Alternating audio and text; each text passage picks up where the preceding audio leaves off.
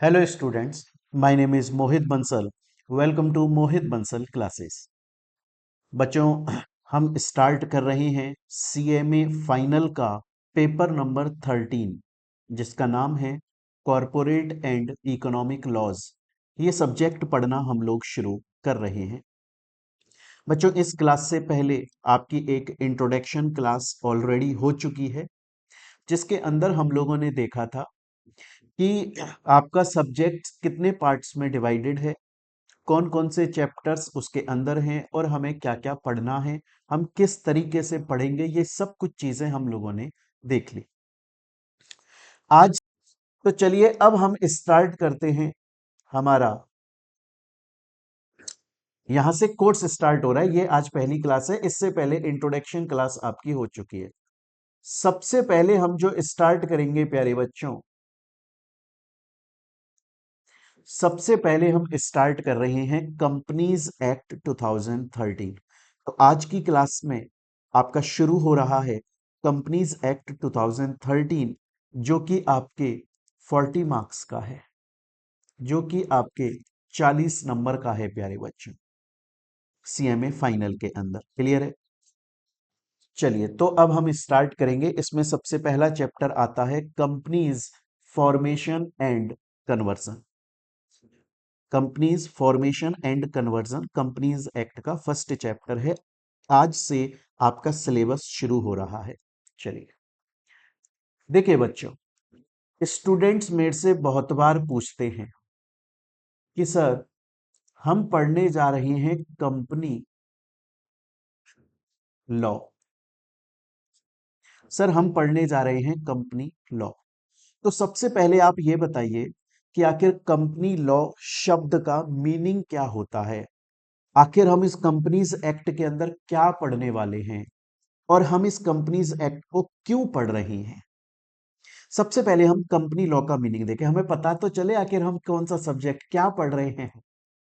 देखिए लॉ शब्द का मतलब होता है एक्ट, या फिर आप बोल सकते हो रूल्स एंड रेगुलेशंस, या फिर आप बोल सकते हो टर्म्स एंड कंडीशंस, या फिर आप बोल सकते हो नियम और शर्तें। बच्चों लॉ का मतलब होता है एक ऐसी बुक जिसके अंदर रूल्स रेगुलेशंस टर्म्स कंडीशंस लिखे हुए हैं। और क्योंकि ये लॉ कंपनी का लॉ है तो ऑब्वियस बात है इसके अंदर जो टर्म्स कंडीशन रूल्स रेगुलेशन लिखे हुए हैं वो कंपनी के ऊपर अप्लाई होते हैं कि कंपनी को क्या करना चाहिए, कंपनी कैसे इनकॉर्पोरेट होती है, कंपनी कितने टाइप्स की कंपनीज होती हैं, कितने मिनिमम मेंबर्स हैं, कितने मिनिमम डायरेक्टर्स हैं, कब कब उन्हें मीटिंग करनी होती है, ईच एंड एवरीथिंग सब कुछ इस लॉ के अंदर लिखा हुआ है कंपनी के बारे में। और साथ में इसी लॉ के अंदर पेनल्टी भी लिखी हुई है कि अगर कोई कंपनी इन रूल्स रेगुलेशंस टर्म्स कंडीशंस नियम शर्तों को फॉलो नहीं करेगी तो उसके ऊपर पेनल्टी इंपोज करी जाएगी। तो उसके ऊपर पेनल्टी इंपोज करी जाएगी। आ रही है मेरी बात यहां तक समझ में प्यारे बच्चों? स्टूडेंट बोलता है सर ये तो शब्द, ये तो मतलब हो गया लॉ का, कि लॉ का मतलब होता है रूल्स रेगुलेशंस टर्म्स कंडीशंस जिनके अंदर कंपनी से रिलेटेड, क्योंकि कंपनी का लॉ है, कंपनी से रिलेटेड लिखा हुआ है कि कंपनी कैसे बनती है, कैसे चलती है, कितने मिनिमम मेंबर डायरेक्टर होते हैं, ईच एंड एवरीथिंग लिखा हुआ है। और पेनल्टी भी लिखी हुई है कि अगर कंपनी इस लॉ के अंदर जो भी रूल्स रेगुलेशंस लिखे हुए हैं अगर उनमें से किसी भी रूल रेगुलेशन को फॉलो नहीं करेगी उसके ऊपर यह पेनल्टी लगेगी। समझ में आ गया? सर ये कंपनी का मीनिंग क्या होता है, कंपनी का मतलब क्या होता है? प्यारे बच्चों देखो, कंपनी का मीनिंग समझाने के लिए मैं आप लोगों को पहले कंपनी की कैरेक्टरिस्टिक्स समझाना चाहता हूं। मैं डायरेक्टली आपको कंपनी की डेफिनेशन नहीं समझाना चाहता, मैं आपको कंपनी का मीनिंग नहीं समझाना चाहता। मैं चाहता हूं कि मैं डायरेक्टली आपको कंपनी की कैरेक्टरिस्टिक्स समझा दूं, फीचर्स समझा दूं।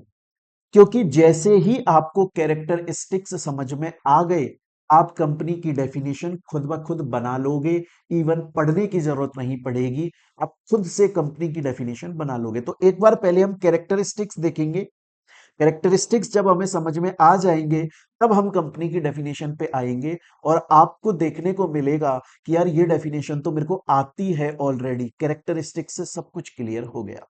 तो हम कंपनी की पहले कैरेक्टरिस्टिक्स को देखेंगे।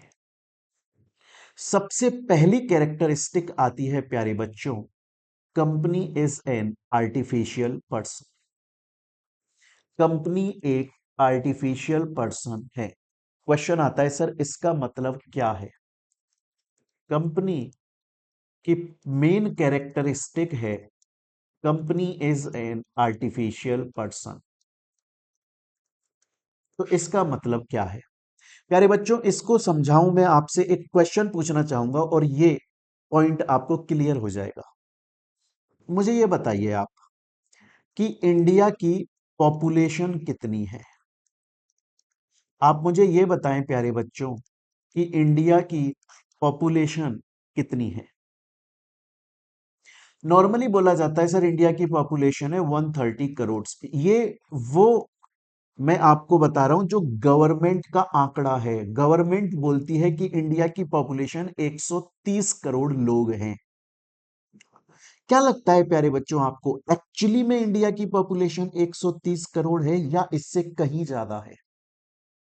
आप जानते हैं प्यारे बच्चों, आपका मन बोल रहा है इस वक्त कि सर नहीं, इंडिया की पॉपुलेशन 130 करोड़ से ज्यादा है सर, सच में ज्यादा है। फिर गवर्नमेंट क्यों सिर्फ इन 130 करोड़ 130 करोड़ को ही काउंट करती है और जो ज्यादा है उनको काउंट क्यों नहीं करती गवर्नमेंट? इसकी वजह है, इसका रीजन है प्यारे बच्चों, और इसका रीजन ये है कि जब कैसे प्रूव करोगे कि मैं और आप नेचुरल पर्सन है? आज अगर आपसे क्वेश्चन पूछा जाए कि प्रूव कीजिए आप नेचुरल पर्सन है, आप कैसे प्रूव करोगे? अब ये मत बोलना कि सर हम बोल सकते हैं, चल सकते हैं, फिर सकते। देखो फिर अब तो आप बीकॉम वाली बात कर रहे हो, हम तो प्रोफेशनल कोर्सेज को पढ़ रहे हैं प्यारे बच्चों। पता है आप और मैं नेचुरल पर्सन है, इस बात का सबूत है कि जब हम पैदा हुए थे तो हमारा बर्थ सर्टिफिकेट है, हमारा आधार कार्ड है, हमारा पैन कार्ड है, हमारी आइडेंटिटी है जो बताती है कि मैं मोहित बंसल हूं, आप सो एंड सो हैं। तो हम नेचुरल पर्सन है, इस बात का प्रूफ है हमारी बर्थ सर्टिफिकेट। ये जो 130 करोड़ लोग हैं ना, ये गवर्नमेंट के रिकॉर्ड्स में रजिस्टर हैं। गवर्नमेंट को सपना तो नहीं आता कि भैया रात में इतने बच्चे और पैदा हो गए, सपना तो नहीं आता प्रैक्टिकली। गवर्नमेंट तो जनगणना कराती है, पॉपुलेशन काउंट कराती है। अब जो लोग अपना प्रूफ दे पाते हैं वो गवर्नमेंट के रिकॉर्ड्स में आ जाते हैं, जो प्रूफ नहीं दे पाते वो रिकॉर्ड्स में नहीं आते। तो जिनके पास में प्रूफ है, जो रजिस्टर हैं, वही जिंदा हैं। एक मूवी आई थी कागज, पंकज त्रिपाठी की मूवी आई थी ये। इस मूवी के अंदर उनको सरकारी कागजों में डेड डिक्लेयर कर दिया जाता है कि ये मर गए। अब उस वो पूरी मूवी है कि वो जिंदा हैं, वो कोर्ट में गए हैं और कोर्ट में जाकर बोल रहे हैं कि साहब मैं जिंदा हूं। लेकिन जज बोल रहा है नहीं नहीं, आपको पता नहीं, आप मर गए हो। देखो गवर्नमेंट रिकॉर्ड्स में लिखा है, गवर्नमेंट कागज में लिखा है आप मर गए हो। तो बच्चों अगर गवर्नमेंट के रिकॉर्ड्स में रजिस्टर हो तो ही आप जिंदा हो, तो ही आप अपने नाम से कोई काम कर सकते हो, तो ही अपने नाम से आप एक आधार कार्ड खरीद सकते हो, एक सिम, मोबाइल की सिम भी तभी खरीद सकते हो। सेम उसी तरह अगर किसी ग्रुप ऑफ बिल्डिंग को, अगर किसी अगर किसी बिल्डिंग को, बेसिकली ग्रुप ऑफ बिल्डिंग नहीं, अगर किसी बिल्डिंग को, अगर किसी ग्रुप ऑफ पर्संस को आप कंपनी बोलना चाहते हैं तो ये जरूरी है कि वो कंपनीज एक्ट के अंदर रजिस्टर हो। तो आर्टिफिशियल पर्सन का मतलब क्या है? आर्टिफिशियल पर्सन का मतलब है कि कंपनी कंपनीज एक्ट के अंदर रजिस्टर है, कंपनी की खुद की एक एग्जिस्टेंस है लॉ की नजर में। कंपनी अपने नाम से सब काम कर सकती है, इवन अपने नाम से कॉन्ट्रैक्ट साइन कर सकती है। कंपनी अपने नाम से किसी के ऊपर केस भी कर सकती है, लेकिन ये सब फैसिलिटी मतलब कंपनी की खुद की एग्जिस्टेंस है। कंपनी लॉ की आंखों में अपनी एक आइडेंटिटी से जानी जाती है, सेपरेट एंटिटी है कंपनी, उसकी एक खुद की एक आइडेंटिटी है। ये फैसिलिटी तब मिलती है कंपनी को जब वो कंपनीज एक्ट में रजिस्टर हो।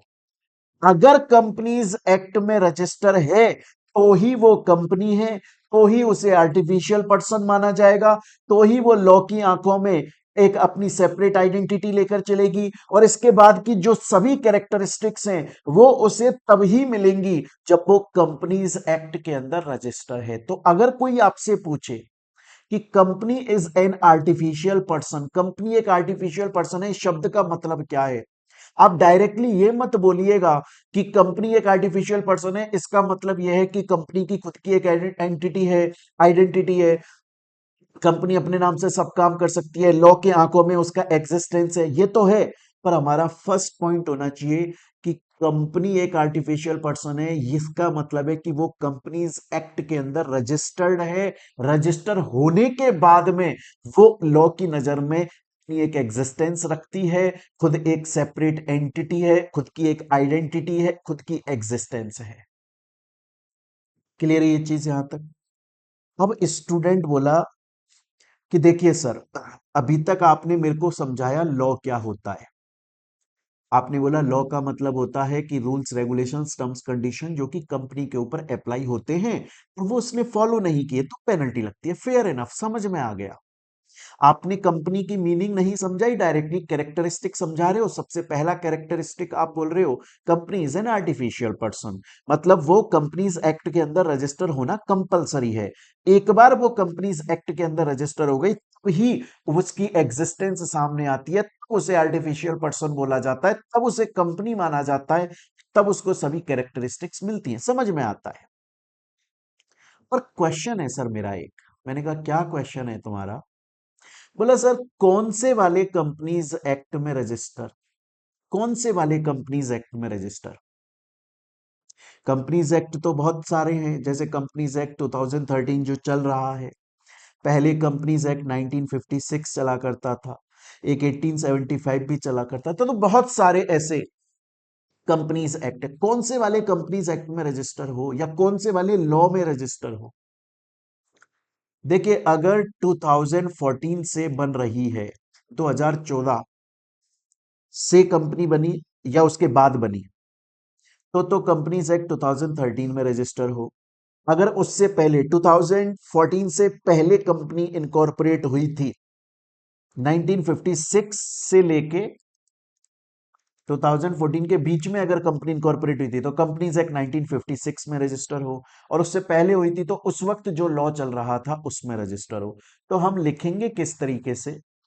Company is also a person in the eyes of law, company law की आंखों में एक पर्सन है, कंपनी की खुद की आइडेंटिटी है, कंपनी अपने नाम से सब काम कर सकती है, इवन कंपनी अपने नाम से कॉन्ट्रैक्ट कर सकती है, बट ये सभी पावर्स उसको तब मिलती हैं जब वो कंपनीज एक्ट 2013 में रजिस्टर है या उससे पहले जो एक्ट चल रहा था उसमें रजिस्टर है। स्टूडेंट बोलता है सर मुझे समझ में आ गया, अभी तक हमने कंपनी की फर्स्ट कैरेक्टरिस्टिक समझी, मुझे समझ में आ गया।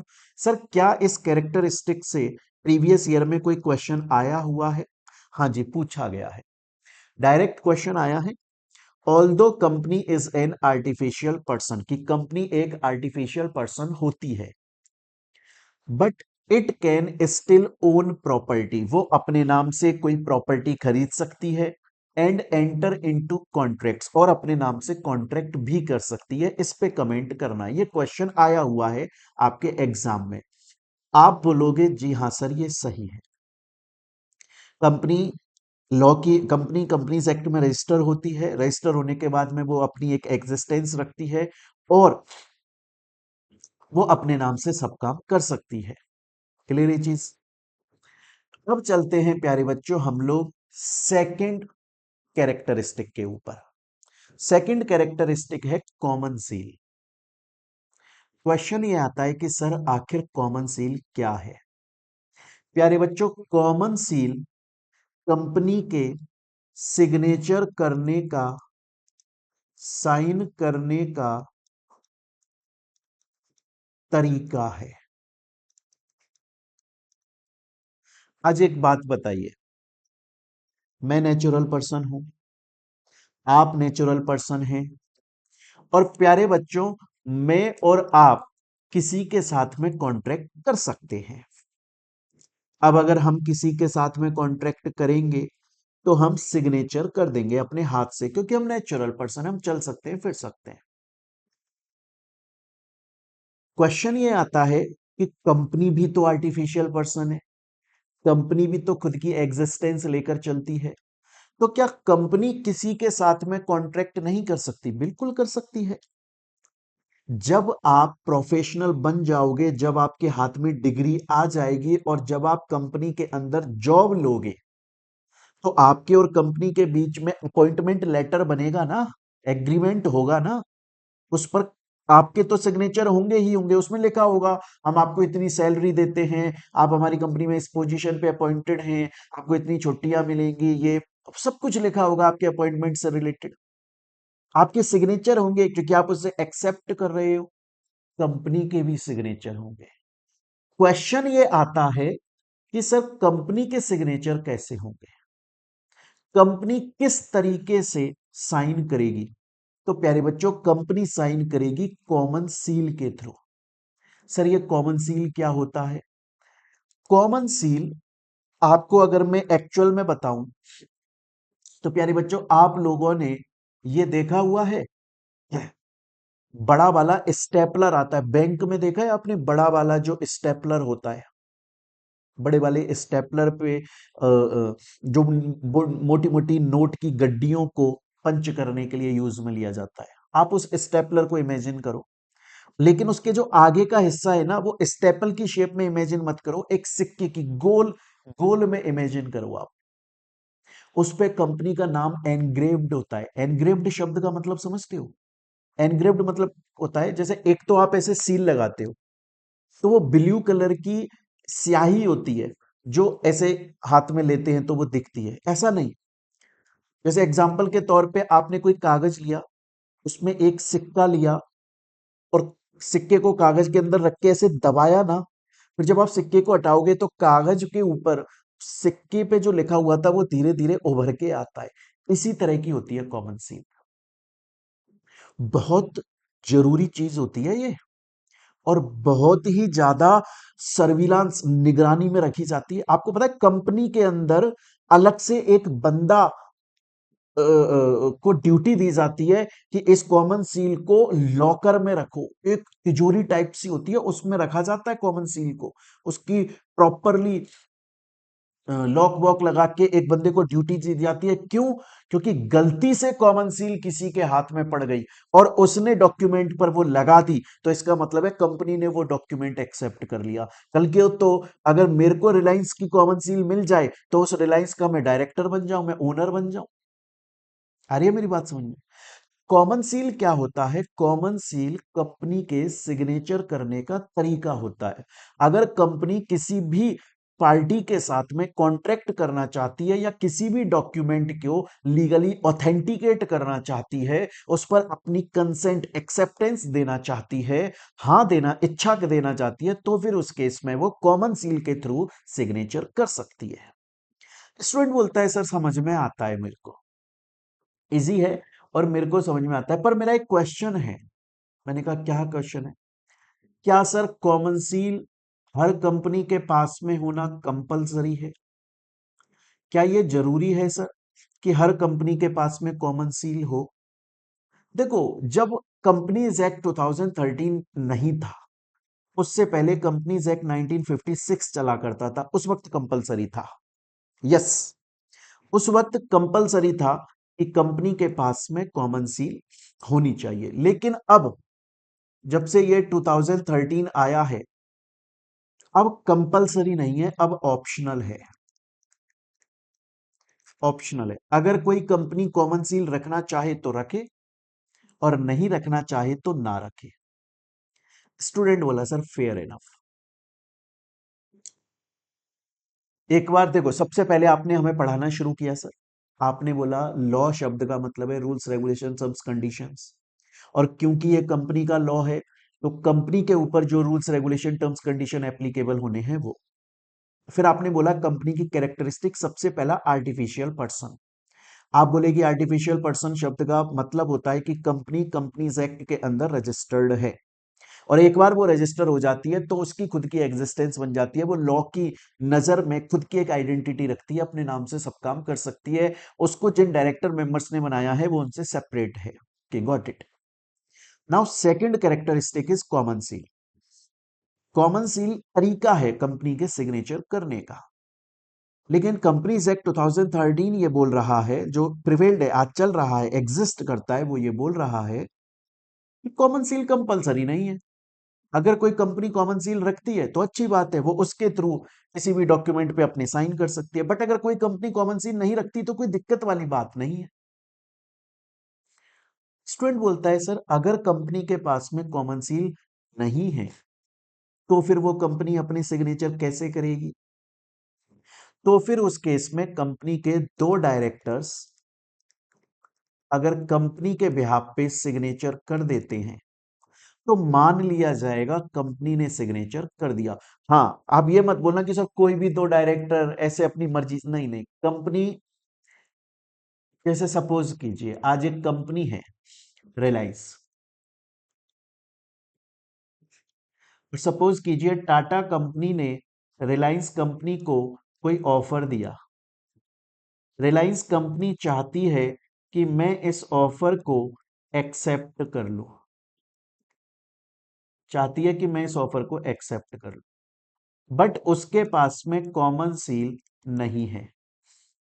ऐसा नहीं है कि कोई भी दो डायरेक्टर इस डॉक्यूमेंट को साइन कर देंगे, ऑफर डॉक्यूमेंट, नहीं नहीं। रिलायंस कंपनी पहले अपनी एक बोर्ड मीटिंग करेगी जिसके अंदर उस कंपनी के, रिलायंस के बोर्ड ऑफ डायरेक्टर्स आएंगे। उस मीटिंग के अंदर वो डायरेक्टर को, जो भी, बहुत सारे, सपोज करो कि 5 डायरेक्टर हैं, उनमें से दो डायरेक्टर को, एटलीस्ट 2 डायरेक्टर, दो डायरेक्टर को वो ऑथोराइज करेगी, उस मीटिंग में ऑथोराइज करेगी कि आप इस डॉक्यूमेंट के ऊपर सिग्नेचर करो। तो ये हो जाएगा कि हाँ कंपनी ने ये डॉक्यूमेंट एक्सेप्ट कर लिया। आ रही है मेरी बात यहां तक समझ में? ऐसा नहीं होता रेंडमली कोई भी डायरेक्टर उठ के साइन कर दे, कंपनी उसे ऑथराइज करती है बोर्ड मीटिंग में बोर्ड रिजोल्यूशन पास करके। स्टूडेंट बोलता है सर यहां तक समझ में आया, पर सर अब मेरा एक क्वेश्चन है। मैंने कहा यार अब क्या क्वेश्चन है? बोला सर देखिए,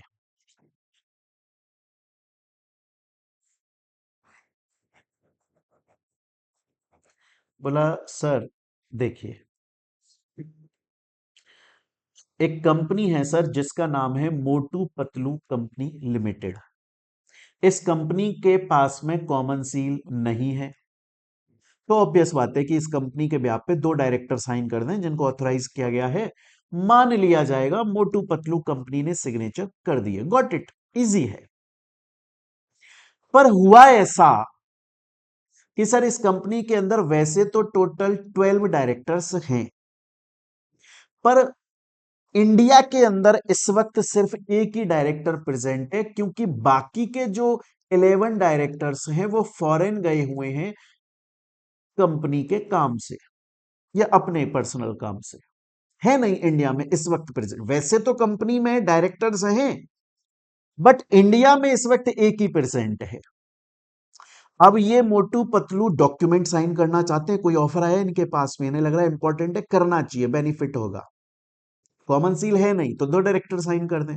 अब दिक्कत यह है कि वो एक ही डायरेक्टर है इंडिया में, तो फिर उस केस में एक डायरेक्टर और एक कंपनी सेक्रेटरी साइन कर देगा तो भी वैलिड मान लिया जाएगा। अब अगर आप बोलो कि सर कैसे साइन होता है कंपनी का, देखो कॉमन सील है तो वो हो गया, अदरवाइज दो डायरेक्टर, अगर वो इस वक्त प्रेजेंट नहीं है तो एक डायरेक्टर प्लस एक कंपनी सेक्रेटरी। स्टूडेंट बोलता है मुझे समझ में आ गया, आपने दो कैरेक्टरिस्टिक समझाई है, अब तक दोनों समझ में आ गई सर, मजा आ गया।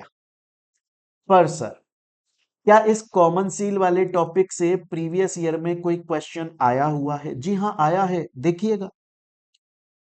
Common seal is a seal used by corporation as the symbol of its incorporation and also a statutory requirement for a company comment. आपको कमेंट करना है। मैं बोल रहा हूं बच्चों, आपको इसका आंसर आता है, पर फिर भी बहुत सारे ऐसे बच्चे होते हैं जो इसका आंसर एग्जाम के अंदर गलत लिखकर आते हैं। इसकी वजह यह है, वो गलत क्यों लिखकर आ जाते हैं आंसर? इसलिए गलत लिखकर आ जाते हैं क्योंकि उनको क्वेश्चन ही समझ में नहीं आया। अगर उन्हें क्वेश्चन समझ में आ गया होता तो वो आंसर सही लिख कर आते। सेम जैसे आप कभी स्कैनर देखते हो ना, हुआ होगा आपके साथ में, सबके साथ होता है।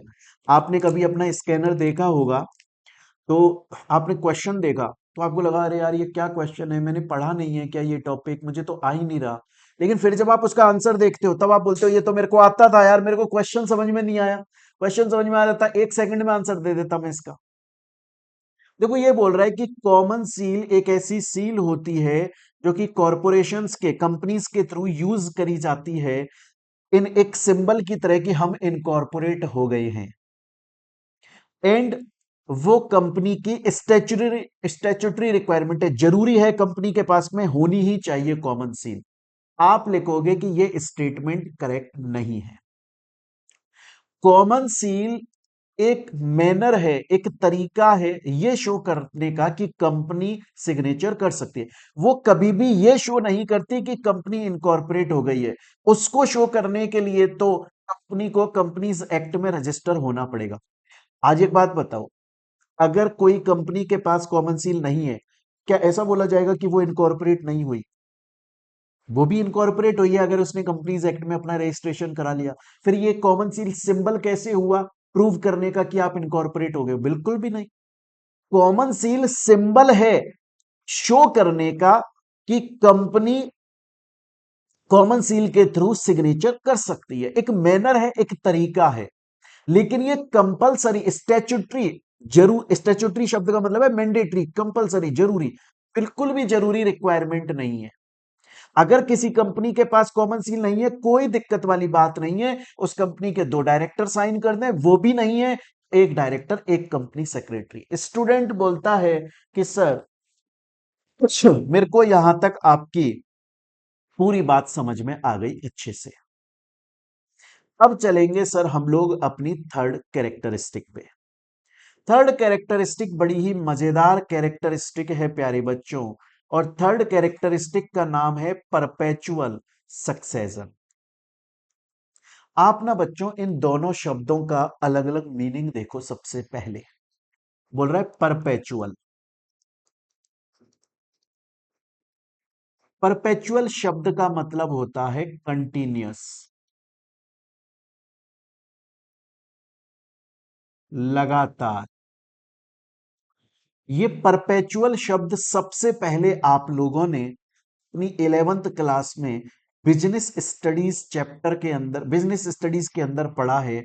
इसको परपेचुटी शब्द से पढ़ा आपने, परपेचुटी पढ़ा था, वही है परपेचुअल।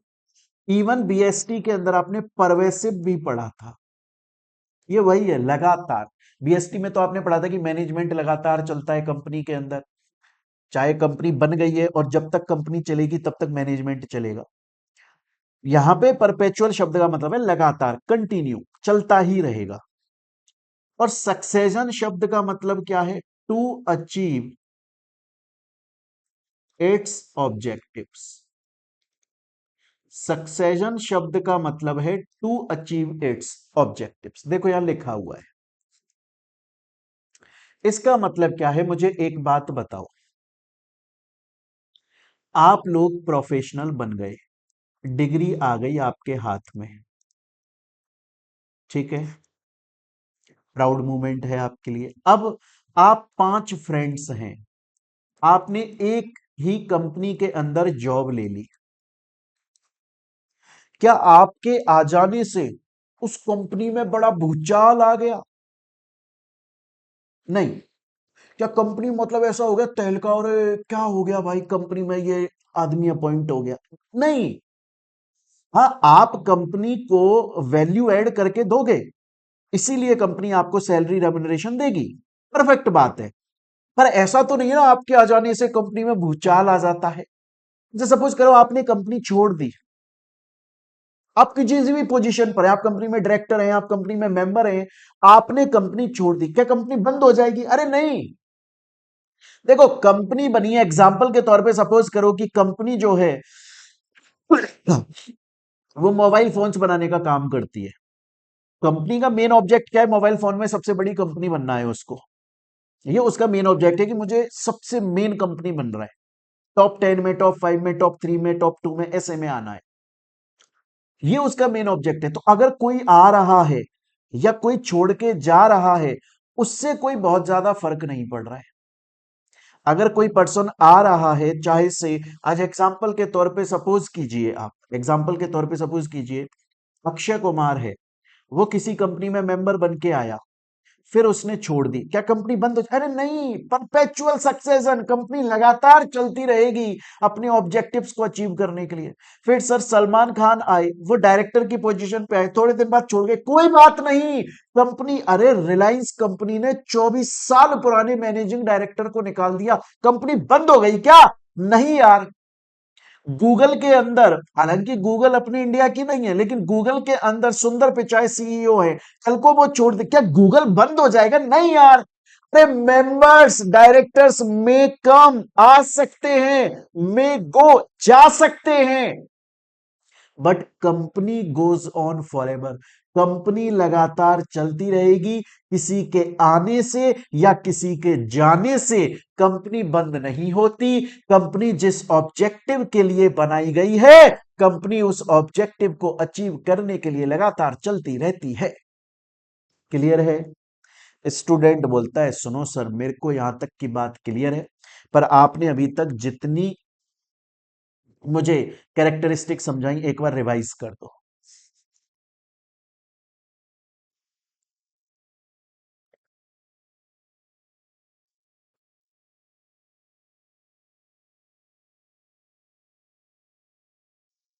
सबसे पहले हमने देखा आर्टिफिशियल पर्सन। कंपनी एक आर्टिफिशियल पर्सन है क्योंकि वो कंपनीज एक्ट में रजिस्टर है, और रजिस्टर होने के बाद में वो लॉ की नजर में खुद की एक एग्जिस्टेंस रखती है। फिर हमने देखा common seal. Common seal company के सिग्नेचर करने का एक तरीका है। हालांकि कंपनीज एक्ट 2013 के प्रोविजंस बोलते हैं कि कॉमन सील कंपलसरी नहीं है, मैंडेटरी नहीं है। आ रही है मेरी बात समझ में? अगर किसी के पास में कॉमन सील नहीं है, तो फिर उस कंपनी का दो डायरेक्टर, कम से कम दो डायरेक्टर साइन कर दें तो मान लिया जाएगा कंपनी ने साइन कर दिया। दो डायरेक्टर नहीं है तो एक डायरेक्टर एक सीएस। फिर हमने पढ़ा परपेचुअल सक्सेशन। कंपनी के अंदर लोग आते हैं, मेंबर्स में come, members may go, but company goes on for ever, company लगातार चलती रहती है। स्टूडेंट बोलता है सर मेरे को आपकी यहां तक की बात समझ में आती है, आगे चलते हैं। नेक्स्ट कैरेक्टरिस्टिक क्या है, एक बार हम उसको देख लेते हैं। चलिए जी, उसको देख लेंगे। नेक्स्ट है कैपेसिटी टू स्यू और to be sued in its own name. प्यारे बच्चों, मेरा एक क्वेश्चन है आपसे। मैं मोहित बंसल, मुझे रिलायंस से प्रॉब्लम है, तो क्या मुझे अंबानी साहब के ऊपर केस करना पड़ेगा, या मैं डायरेक्टली रिलायंस के ऊपर केस कर सकता हूं रिलायंस के नाम से? सर आप रिलायंस के ऊपर केस कर सकते हो। अगर उल्टा हो जाए, रिलायंस को मुझसे प्रॉब्लम है, तो क्या अंबानी जी अपने नाम से मेरे ऊपर केस करेंगे या रिलायंस अपने नाम से केस कर देगी? सर रिलायंस आपके ऊपर अपने नाम से केस कर देगी। सर क्योंकि कंपनी ना खुद की एग्जिस्टेंस लेकर चल रही है, कंपनी आर्टिफिशियल पर्सन है, उसकी खुद की एक आइडेंटिटी है, वो अपने नाम से कुछ भी कर सकती है। वो अपने नाम से कॉन्ट्रैक्ट भी कर सकती है, वो अपने नाम से कोई प्रॉपर्टी भी परचेज कर सकती है, वो अपने नाम से बैंक अकाउंट ओपन करा सकती है, वो अपना जीएसटी रजिस्ट्रेशन करा सकती है। सेम उसी तरह से सर कंपनी, सेम उसी तरीके से सर कंपनी अपने नाम से किसी के ऊपर केस कर सकती है, या कोई और डायरेक्टली कंपनी के ऊपर केस कर सकता है। एग्जाम्पल के तौर पे सपोज कीजिए कि आज मेरे को बीइंग ह्यूमन कंपनी से प्रॉब्लम है, तो क्या मुझे सलमान खान के ऊपर केस करना है? नहीं, मैं बीइंग ह्यूमन पे कर लूंगा भाई। अच्छा सपोज करो, रेड चिलीज एंटरटेनमेंट, ये कंपनी है शाहरुख खान की। अगर इसको मुझसे प्रॉब्लम है, मोहित बंसल से, तो क्या शाहरुख खान साहब मेरे ऊपर केस करेंगे? नहीं, कंपनी कर लेगी सर। कैपेसिटी, कंपनी के पास में ये पावर है कि वो अपने नाम से किसी और के ऊपर केस कर सकती है या कोई और कंपनी के ऊपर केस कर सकता है। उसके बीच में डायरेक्टर्स को लाने की जरूरत नहीं है, कंपनी की सेपरेट एग्जिस्टेंस है। सर मेरे को समझ में आ गई यहां तक की बात, कोई टेंशन है ही नहीं सर, मेरे को प्रॉपर मजे से समझ में आ गई सर यहां तक की कहानी। आपने आर्टिफिशियल पर्सन कैरेक्टरिस्टिक समझाया, मेरे को समझ में आ गया। आपने कॉमन सील समझाया, समझ में आ गया। परपेचुअल सक्सेशन समझाया, समझ में आ गया। कैपेसिटी टू सी और टू बी स्यूट समझाया, समझ में आ गया। अब चलते हैं सर हम लोग अपनी नेक्स्ट कैरेक्टरिस्टिक के ऊपर, और हमारी नेक्स्ट कैरेक्टरिस्टिक है प्यारे बच्चों, नेशनलिटी। अच्छा एक बात बताओ, आप बोल रहे हो बार बार मुझसे कि सर हम नेचुरल पर्सन है, नेचुरल पर्सन है, नेचुरल पर्सन है। क्या हमारी नेशनलिटी है क्या?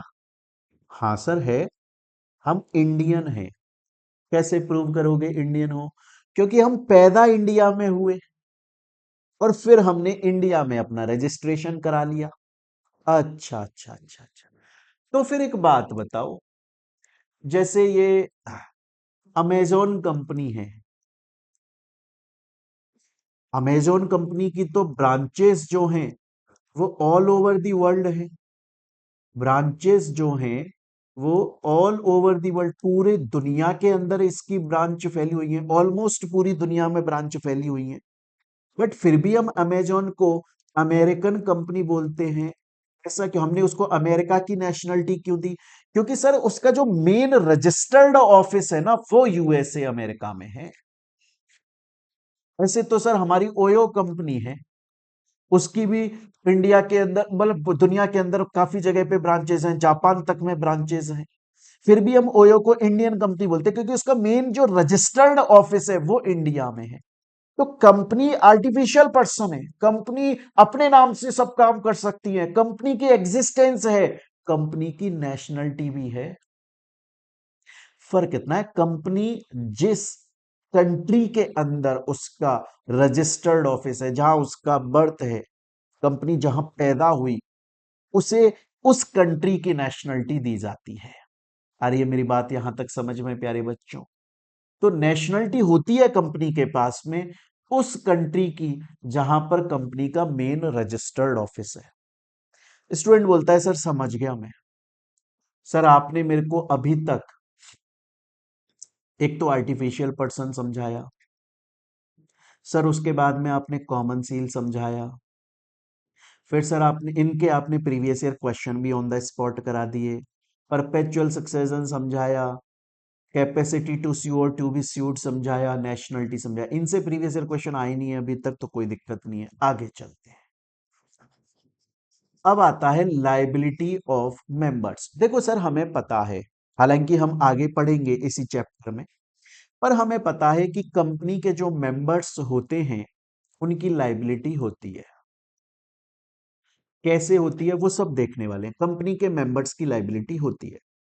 क्वेश्चन ये आ रहा है कि सर कंपनी के मेंबर्स की लाइबिलिटी लिमिटेड होती है कि अनलिमिटेड? देखो समझिएगा, आज एग्जाम्पल के तौर पे आप समझने की कोशिश करें। आज सपोज करो एक है कल्लू मामा, देखिए आप लोगों ने मूवी सत्या मूवी देखिए, सत्या मूवी मनोज बाजपेयी की, उसमें कल्लू मामा है जो जॉली एलएलबी के अंदर जज बनते हैं ना, सौरभ शुक्ला, वो कल्लू मामा।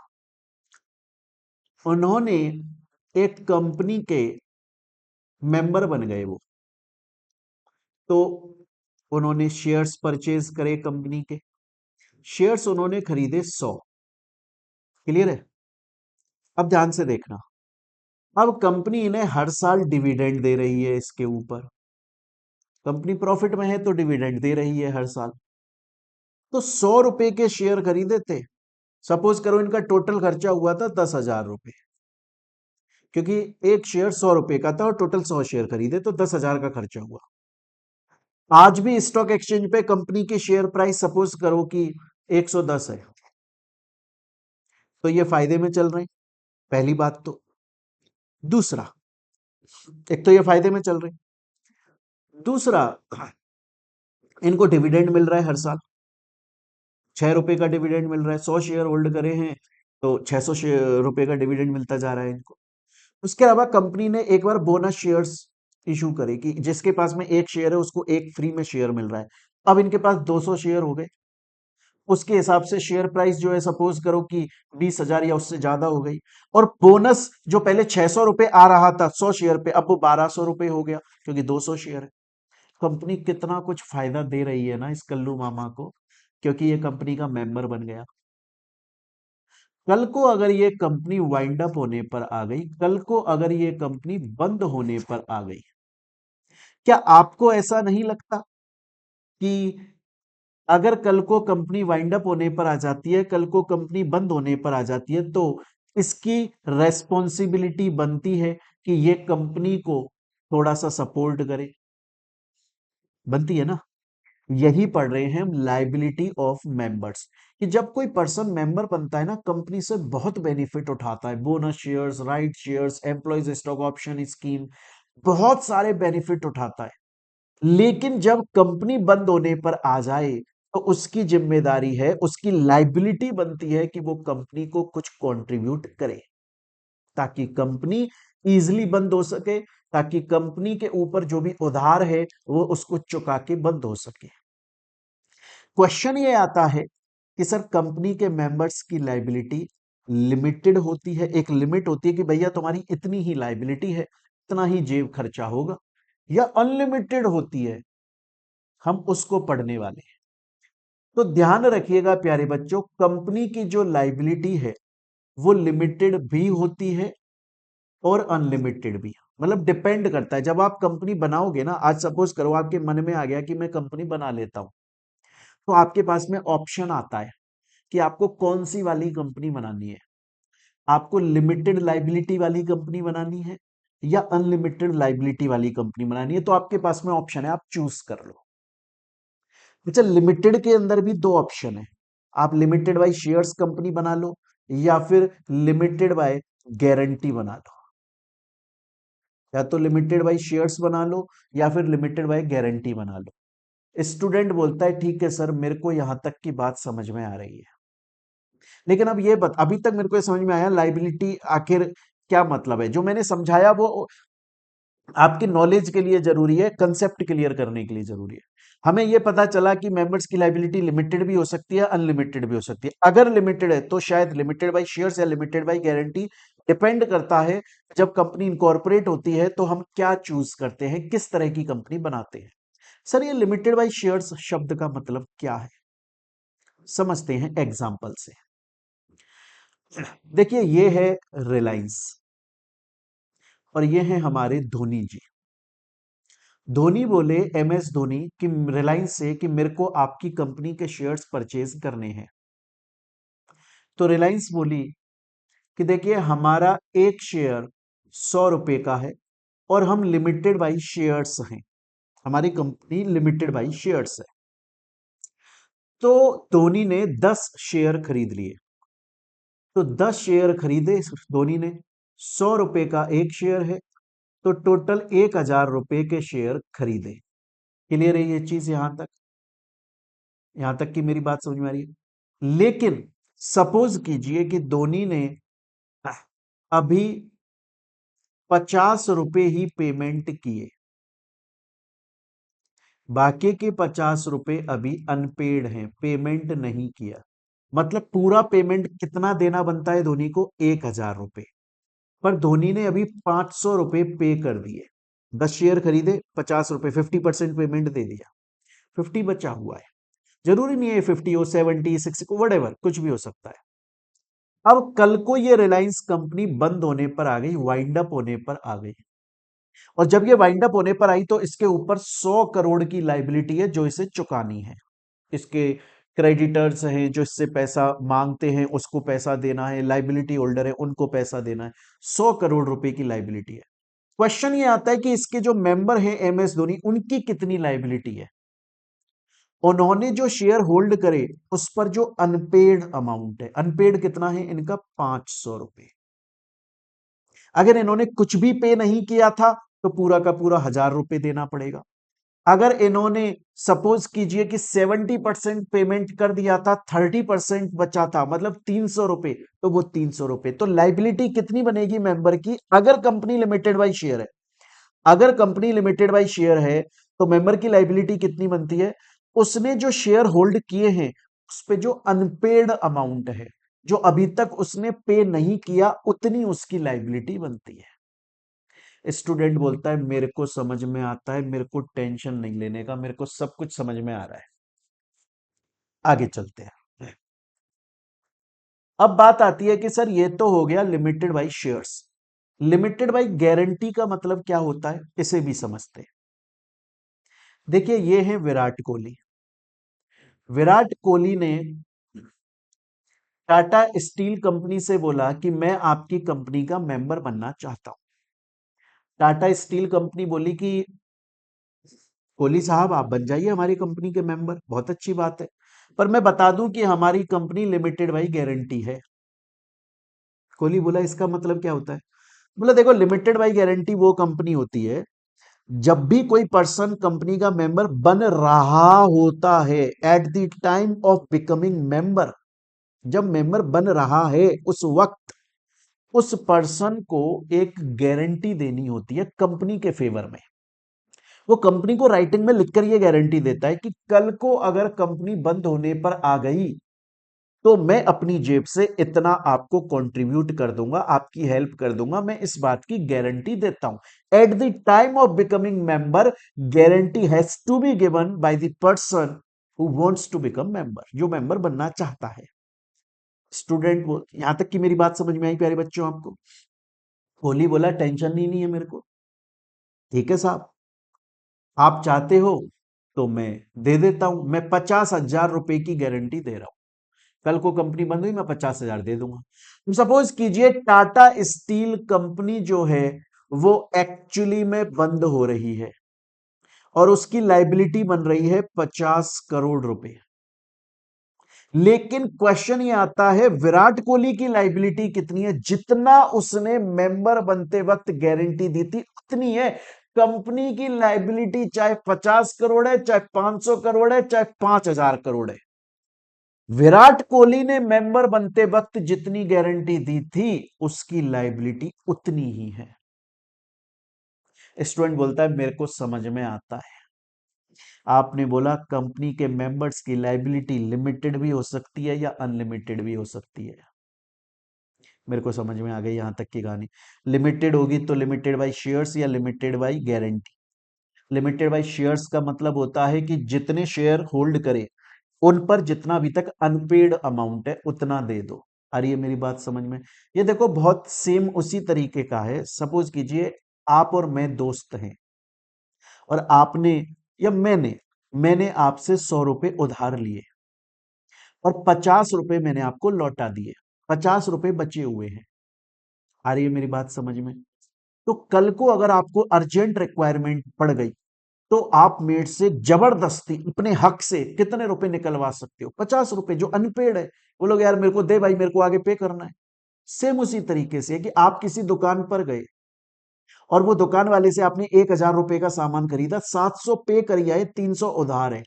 कल को उस दुकान वाले के संग में तकलीफ आ रही है तो वो आपसे जबरदस्ती आपकी कॉलर पकड़ के कितने रुपए निकलवा लेगा, 300, unpaid amount. Same limited by shares में जितना आपने शेयर होल्ड करा उस पे जो अनपेड अमाउंट है, जो आपने पे नहीं किया, उतनी आपकी लाइबिलिटी बनती है। और लिमिटेड बाय गारंटी में मेंबर बनते वक्त आप गारंटी देते हो तो जितनी आपने गारंटी दी उतनी ही आपकी लाइबिलिटी बनेगी। स्टूडेंट बोलता है सर मेरे को यहां तक की बात समझ में आ गई, पर क्वेश्चन है अनलिमिटेड लाइबिलिटी का। अनलिमिटेड लाइबिलिटी का मतलब क्या होता है। अनलिमिटेड लाइबिलिटी का मतलब होता है कि अगर कल को कंपनी बंद होने पर आ गई तो जितनी लाइबिलिटी कंपनी की है उतनी ही लाइबिलिटी मेंबर की है, मतलब उसकी लाइबिलिटी की लिमिट ही नहीं है। लॉ में यह लिखा हुआ है कि अनलिमिटेड लाइबिलिटी के केस में कंपनी की लाइबिलिटी को भरने के लिए उस मेंबर के घर के बर्तन बेचे जा सकते। एग्जैक्टली यही लाइन लिखी हुई है लॉ में, यही कि उस मेंबर के घर के बर्तन भी बेचे जा सकते हैं, उसके घर को भी बेचा जा सकता है, उसकी पर्सनल प्रॉपर्टीज को भी बेचा जा सकता है। और ऐसा एक्चुअली में हुआ था 2012 के अंदर हुआ था। गुड़गांव की एक कंपनी थी, डीएलएफ की ब्रांच थी वो, सॉरी किंगफिशर की ब्रांच थी वो। किंगफिशर की बहुत सारी ब्रांच थी, किंगफिशर कंपनी की एक ब्रांच थी, अनलिमिटेड वाली लाइबिलिटी थी उसकी, और अचानक से वो वाइंड अप होने पर आ गई। तो उसके जो मेंबर्स थे ना, वो एम्प्लॉयज भी थे उसके, वो आ रहे थे इसमें अपनी जॉब करने के लिए आ रहे थे सुबह। तो 9:30 पौने 10 बजे के आसपास उनको दारू हेड़ा करके एक जगह वहां रोक लिया, एक्चुअली में रोक लिया, उनको उनकी गाड़ी से उतार दिया, उनकी गाड़ी ले ली, उनकी वॉच ले ली, उनका मोबाइल ले लिया, उनके शूज ले लिए। क्योंकि अनलिमिटेड लाइबिलिटी के केस में लाइबिलिटी की कोई लिमिट ही नहीं है। जब तक कंपनी की लाइबिलिटी चलेगी, मेंबर की लाइबिलिटी चलेगी, उसके घर के बर्तन बेचे जा सकते हैं, इवन उसकी पर्सनल प्रॉपर्टी सेल आउट करी जा सकती है। जैसे एग्जांपल के तौर पे सपोज कीजिए ये है कपिल शर्मा, और इन्होंने कंपनी है आदित्य बिरला ग्रुप, इस कंपनी से बोला कि मैं आपकी कंपनी का मेंबर बनना चाहता हूं, कपिल शर्मा ने बोला। तो कंपनी बोली कि देख लो भैया, हमारी कंपनी अनलिमिटेड लाइबिलिटी के कॉन्सेप्ट पे काम करती है। बोला वो क्या होता है? बोला उसका मतलब होता है कल को अगर हमारी कंपनी वाइंड अप हो गई तो जितनी कंपनी की लाइबिलिटी है उसको पे ऑफ करने के लिए हम आपका घर, आपकी दुकान, आपका कार, सभी पर्सनल असेट्स बेच देंगे। आपकी लाइबिलिटी की लिमिट नहीं है, जब तक कंपनी की लाइबिलिटी एग्जिस्ट करेगी आपकी भी लाइबिलिटी एग्जिस्ट करेगी। अगर कल को वाइंड अप होने पर आई कंपनी और कंपनी की लाइबिलिटी 50 करोड़ है, कपिल शर्मा की लाइबिलिटी 50 करोड़ है, और जितने मेंबर हैं सबकी लाइबिलिटी अनलिमिटेड है। स्टूडेंट बोलता है सर मेरे को आपकी बात यहां तक समझ में आ चुकी है। देखिए सर, एक बार रिवाइज कर लेते हैं जो जो आपने मेरे को आज पढ़ाया। सबसे पहले आपने बोला लॉ शब्द का मतलब होता है रूल्स, रेगुलेशंस, टर्म्स, कंडीशंस। क्योंकि ये लॉ कंपनी का लॉ है तो कंपनी की रूल्स, रेगुलेशन, टर्म्स, कंडीशन, और वो फुलफिल नहीं हुई तो पेनल्टी लगती है। कंपनी का समझाने के लिए आपने सबसे पहले मेरे को कंपनी की सब कैरेक्टरिस्टिक्स समझाई। सबसे पहली कैरेक्टरिस्टिक है आर्टिफिशियल पर्सन, मतलब कंपनी का रजिस्ट्रेशन कंपनीज एक्ट में होना कंपलसरी है। एक बार वो कंपनीज एक्ट में रजिस्टर हो गई, उसके बाद में उसके पास में कंपनी वाले फीचर्स आते हैं, वो लॉ की आंखों में एग्जिस्ट करती है। इसके बाद में फिर आपने समझाया कॉमन सील। कॉमन सील का मतलब है कंपनी के सिग्नेचर करने का तरीका, और ये ऑप्शनल है। अगर किसी कंपनी के पास कॉमन सील नहीं है तो उस कंपनी के दो ऑथराइज्ड डायरेक्टर, जो डायरेक्टर ऑथराइज किए गए वो सिग्नेचर कर दें, मान लिया जाएगा कंपनी ने साइन कर दिया। वो डायरेक्टर नहीं है, अगर दो डायरेक्टर प्रेजेंट तो एक डायरेक्टर एक सीएस। हमने नेक्स्ट पढ़ा परपेचुअल सक्सेशन। लोग आते हैं कंपनी में अलग अलग पोजीशन पे, चाहे वो डायरेक्टर बन के आ रहे हैं, मेंबर बन के आ रहे हैं, एम्प्लॉय बन के आ रहे हैं, सीए बन के आ रहे हैं, सीएस बन के आ रहे हैं, सीएफओ बन के आ रहे हैं, सीईओ बन के आ रहे हैं, किसी भी पोजीशन पे आ रहे हैं। अगर वो जाएंगे तो फर्क नहीं पड़ता है, कंपनी नए अपॉइंट कर लेगी, कंपनी लगातार चलेगी अपने ऑब्जेक्टिव्स को अचीव करने के लिए। नेक्स्ट उसके बाद में कैपेसिटी टू sue और to be sued in its own name. Company अपने नाम से किसी और के ऊपर केस कर सकती है, डायरेक्टली उसके नाम के ऊपर केस हो सकता है। देन हमने उसके बाद में पढ़ी नेशनलिटी। कंपनी के पास में उस देश की नेशनलिटी है जहां उसका रजिस्टर्ड ऑफिस है, चाहे से ब्रांच ऑफिस पूरी दुनिया में है, मेन जहां रजिस्टर्ड ऑफिस है, जहां पैदा हुई वहां की नेशनलिटी। एंड देन उसके बाद में हमने लाइबिलिटी ऑफ मेंबर्स पढ़े। इन टॉपिक से अभी तक जितने प्रीवियस ईयर में क्वेश्चंस आए हैं वो हमने ऑन द स्पॉट सॉल्व कर लिए। हालांकि मैं आप लोगों को बता दूं कि प्रीवियस ईयर क्वेश्चन की क्लास आप लोगों को अलग से भी दी गई है, एमसीक्यू की क्लास आपको अलग से भी दी गई है, आंसर राइटिंग प्रैक्टिस क्लास जो क्वेश्चन केस स्टडीज है, इनडायरेक्ट क्वेश्चन है, उसकी आपको सेपरेट क्लास प्रोवाइड करी गई है। उसके अलावा प्यारे बच्चों मैं आपको ये बता दूं कि देखिए, जो आपका स्टडी मटेरियल है ना, वो पूरा का पूरा स्टडी मटेरियल फॉलो करते हुए हम पढ़ रहे हैं। उसके अलावा स्टडी मटेरियल के अलावा भी मैं कुछ एक्स्ट्रा क्वेश्चंस पढ़ा रहा हूं, एक्स्ट्रा टॉपिक्स पढ़ा रहा हूँ। सर क्यों पढ़ा रहे हो सर स्टडी मटेरियल के अलावा, वैसे ही कोर्स कम है क्या? इसलिए पढ़ा रहा हूँ क्योंकि बहुत सारी चीजें जो आपके स्टडी मटेरियल का पार्ट नहीं है पर एग्जाम में पूछी जाती हैं, ये मेरी रेस्पॉन्सिबिलिटी है कि मैं आपको सही तरीके से सब कुछ पढ़ा दूं। क्लियर है? उसके अलावा मैं आपको दोबारा से एक चीज बता दूं प्यारे बच्चों, मैंने आपको स्टार्टिंग में प्रेफरेंस जो बताया था वो कैसे पढ़ना है। देखो जैसे अभी मैंने आपको ये चैप्टर पढ़ाया, पहले आप चैप्टर पढ़ें, चैप्टर कंप्लीट हो जाए तो उस चैप्टर की एमसीक्यू क्लास आपको दी गई है वो पढ़ें, फिर आप प्रीवियस ईयर क्वेश्चन की क्लास एक बार और पढ़ लें, फिर उसके बाद में इन चैप्टर्स के आपको टेस्ट लिए जाते हैं आपके, आप टेस्ट को अपीयर करें, आपकी टेस्ट कॉपी हमारे पास में आएगी, हम उसे चेक करके भेजेंगे, आपको answer writing practice class provide करेंगे, तब जाकर आपका चैप्टर कंप्लीट होता है और इसी तरीके से हमें पढ़ना होता है। क्लियर है प्यारे बच्चों? अगर वैसे तो ये पेड क्लास है, अगर बाई चांस ये क्लास हमने सोशल मीडिया पर प्रमोशन के लिए डाल दी होगी, है ना, तो अगर कोई स्टूडेंट हमसे क्लास परचेज करना चाहता है तो वो कर सकता है।